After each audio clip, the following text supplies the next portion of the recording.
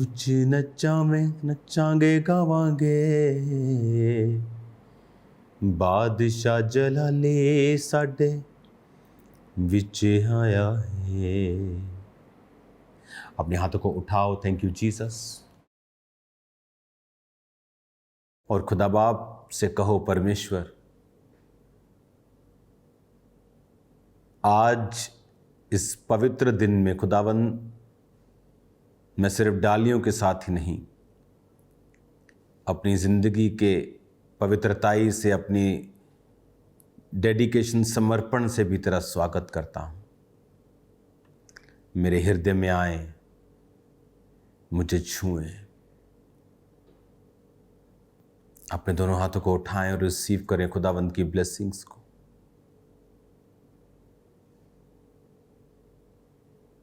तुम आशीषित हो अंदर जाते वक्त, बाहर आते वक्त, बैठते वक्त, उठते वक्त, अपने बिजनेस में, अपनी जॉब में तुम्हारी जमा की हुई चीजें आशीषित हों। तुम्हारे सिर पर कभी तेल की कमी ना हो, कभी अभिषेक तुम्हारी जिंदगियों से कम ना हो। तुम्हारे वस्त्र सदा उजले रहें, पवित्रताई की तुम में कमी ना हो। यहोवा मेरा बादशाह, ओ करदा भला सदा, ओ करदा भला अपने लोकां दे नाल, ओ करदा भला अपने लोकां दे नाल, ओदा वखरा अंदाज सदा। यहोवा मेरा बादशाह, ओ करदा भला सदा। खुदा बाप तेरी भलाई के लिए तेरा शुक्र करते हैं। इन वचनों को सुनने से यह आशीषित और कभी भी सेम न रहे, प्रभु यीशु मसीह के पवित्र नाम में, आमीन, आमीन, आमीन।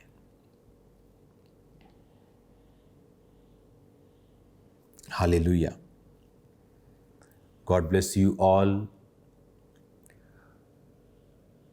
और मेरा ये वर्ड्स हैं आशीष के कि आज पाम संडे के दिन से खुदावन आपको बरकत दे और वो आपके रास्तों को साफ करे।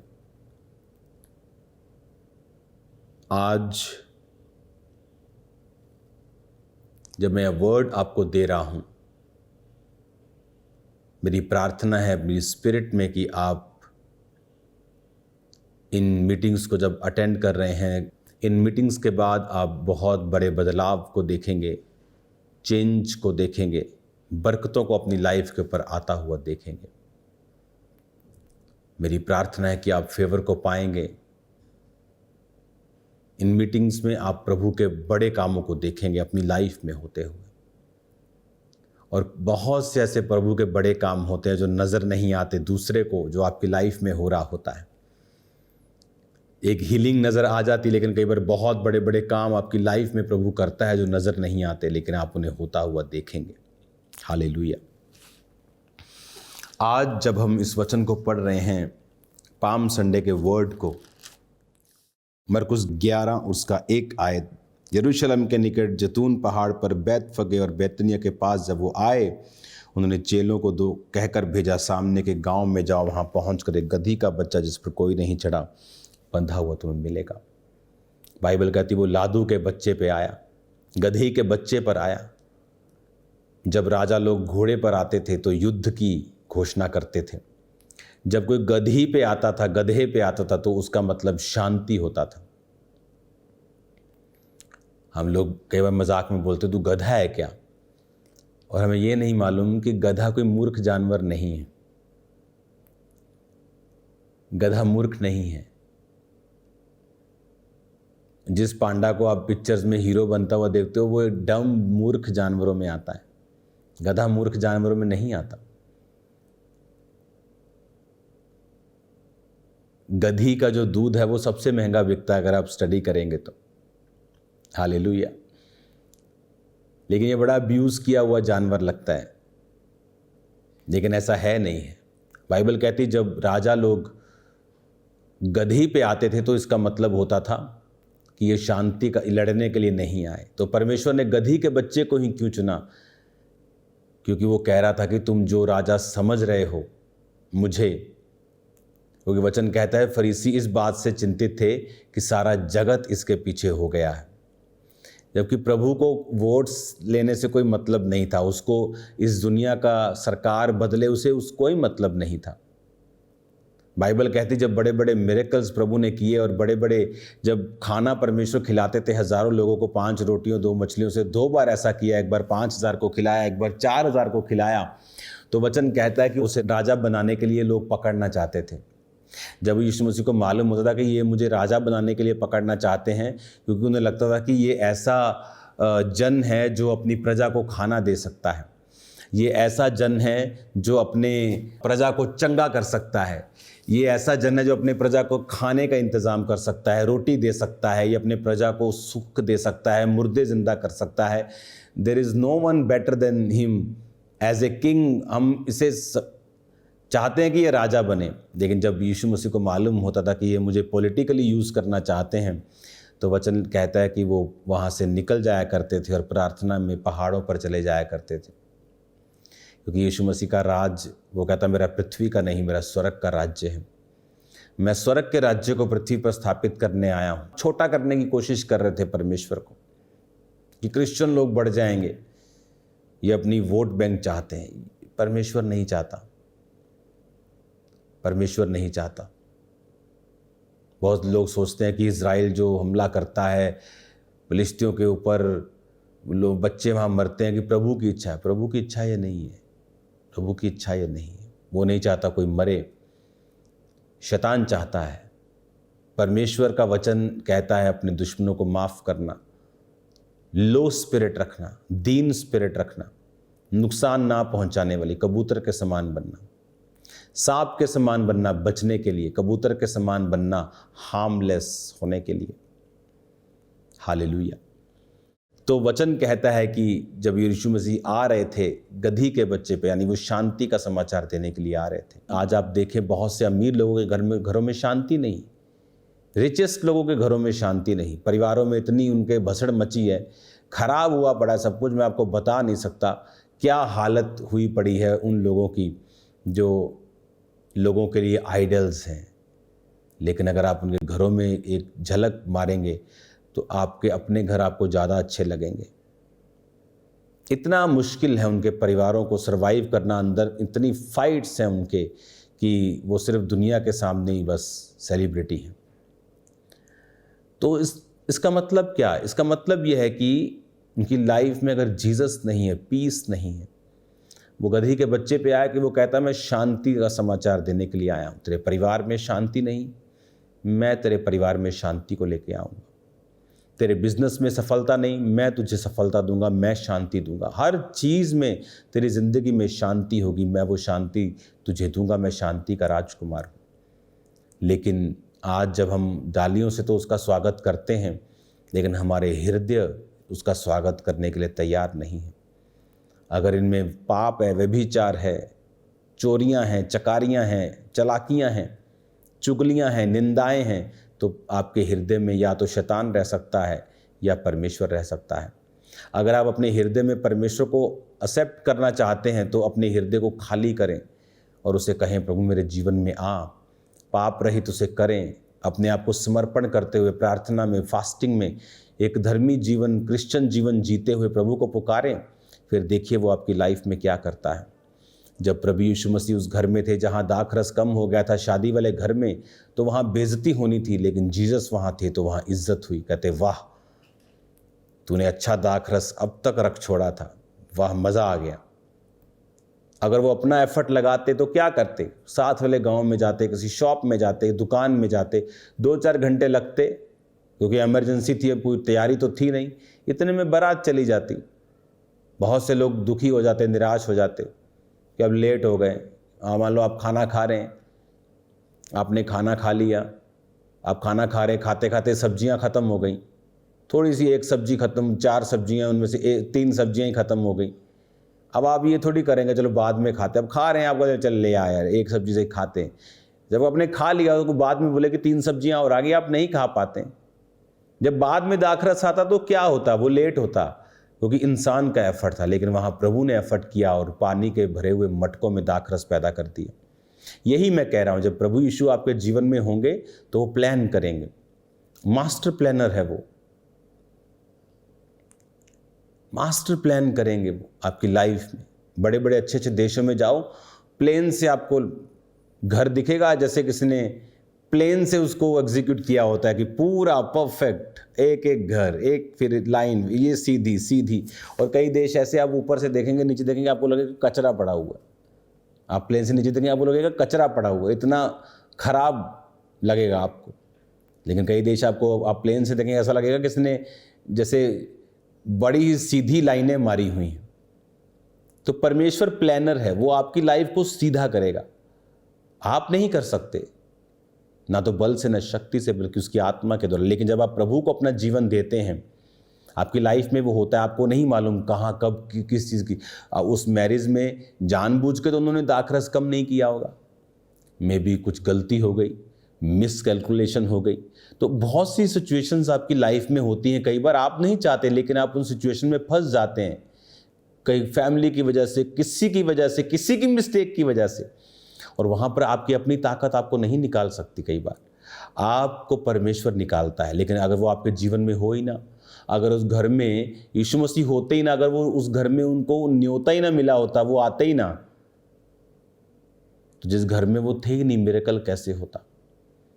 आपके हार्ट में वो है कि नहीं, अपना हृदय साफ करके उसे बुलाएं, उसे पुकारें, उसे कहें, प्रभु देख मैंने अपने जीवन में सब छोड़ दिया, ये चोरियां, चकारियां, पाप, व्यभिचार छोड़ दिया, तो मेरे जीवन में आ। जब वो आपके जीवन में रहेगा, फिर वो प्लान करेगा, योजनाएं बनाएगा, आपको अकेला नहीं रहने देगा, प्लान करेगा आपको शर्मिंदगी से बाहर निकालने का, बीमारी से बाहर निकालने का, तकलीफ से बाहर निकालने का, ऊंचाई पे लेके जाने का, मास्टर आपको सक्सेसफुली आपको आगे लेके जाने का, एक्सीलेंट आपको स्पिरिट देकर एक्सीलेंस में वो आपको आगे लेके जाएगा। लेकिन अगर आपकी लाइफ में वो होगा ही नहीं, फिर वो कहीं नहीं कर पाएगा, कुछ नहीं कर पाएगा, कहीं भी आपको लेके जाने ना पाएगा। मेक श्योर जीसस आपकी लाइफ में हो। मेक श्योर हमारी लाइफ भी प्रैक्टिकली कर्मों से उसका स्वागत करती हो। मेरा हृदय आपके साथ जुड़ा हुआ है, सबके साथ, और मैं आपको बधाई देता हूं आज के बेस्ट दिन के लिए कि प्रभु ने हमें मौका दिया कि हम इकट्ठे हो सकें और प्रभु की महिमा कर सकें। प्रभु आपके संग हों, अपने हाथों को उठाओ, सब बीमारियां आपके शरीर को छोड़ जाएं और आप आशीषित हों। प्रभु आपको ब्लेस करे, वो आपकी हदों को बढ़ाए, सारे इंतजाम करे, बीमारियों को ख़त्म करे, शैतान आपके जीवन को छोड़ के जाए। आप ब्लेस हों यीशु के नाम में। आमीन, आमीन, आमीन। Thank you Lord.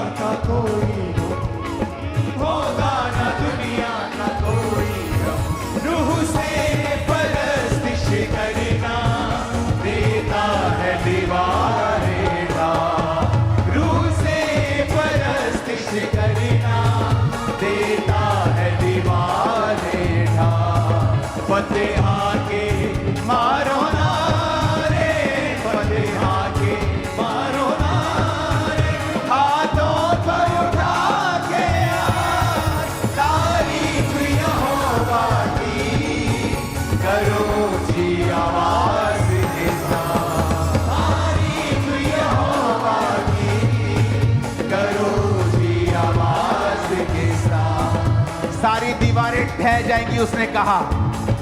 मैं आपकी लाइफ के ऊपर भविष्यवाणी करता हूं, सारी बीमारियों की दीवारें ढह जाएंगी जब आप यहोवा की प्रस्तुति ऊंची आवाज में करेंगे। वो सारी शर्मिंदगी की दीवारें आज ढह जाएंगी यीशु मसीह के नाम में। आपकी लाइफ के ऊपर मैं इस वचन को डिक्लेयर करता हूं, वो सारी कमजोरी की दीवारें ढह जाएंगी जैसे आप प्रस्तुति करेंगे। मैं इस लाइन की भविष्यवाणी आपके सिरों के ऊपर करता हूं यीशु मसीह के सामर्थी नाम में। आमीन। ऊंचा और ये आशीष हमारी है। कोशिश करना देता है दीवारे ढाल, रूह से परस्तिश हालेलुया। देता है दीवारे, फिर से रूह से परस्तिश करना देता है दीवारे ढाल। फतेहा के मारो नारे, फतेहा के मारो नारे, हाथों को उठा के आज तारीफ यहोवा की करो जी आवाज के साथ, तारीफ यहोवा की करो जी आवाज के साथ, तारीफ यहोवा की करो जी आवाज के साथ, तारीफ यहोवा की करो जी आवाज के साथ। तूफान से हमको ना डरना है, तूफान से हमको ना डरना है, तूफान से हमको ना डरना है, तूफान से हमको ना डरना है। रूह की मामूरी में बढ़ना है, रूह की मामूरी से बढ़ना है। लेग्रोसो थाला ना बाजा माता ना माता काना, लेग्रोसो थाला ना बाजा माता ना माता का बाता ना माता के, लेग्रोसो थाला ना बाजा माता ना माता का बाता ना माता ना माता ना बेटे के, लेग्रोसो थाला ना बाजा माता ना माता का बाता ना माता ना बेटे के।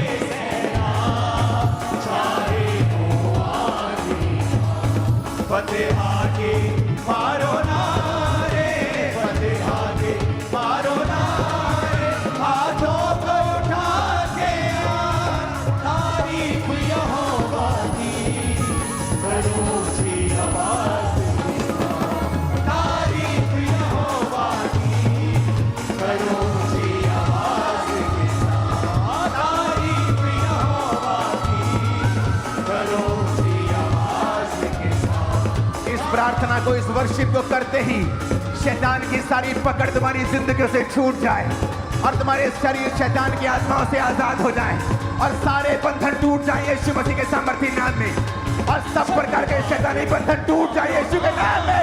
फतेहा के मारो नारे, फतेहा के मारो नारे, हाथों को उठा के आज तारीफ यहोवा की करो जी आवाज के साथ, तारीफ यहोवा की करो जी आवाज के साथ, तारीफ यहोवा की करो जी आवाज के साथ, तारीफ यहोवा की करो जी आवाज के साथ।